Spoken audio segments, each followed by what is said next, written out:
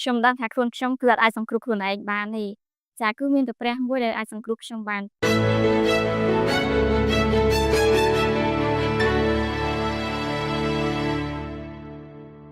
ចាមូលហេតុដែលនាងខ្ញុំបានជឿព្រះគឺដោយសារតែខ្ញុំដឹងថាខ្លួនខ្ញុំគឺអត់អាចសង្គ្រោះខ្លួនឯងបានទេចាគឺមានតែព្រះមួយដែលអាចសង្គ្រោះខ្ញុំបានហើយខ្ញុំក៏បានទទួលពីការក៏ដូចជាការលើកទឹកចិត្តអំពីគ្រូក៏ដូចជាបងៗនៅក្នុងវិហារដែលគាត់បានប្រាប់ខ្ញុំថា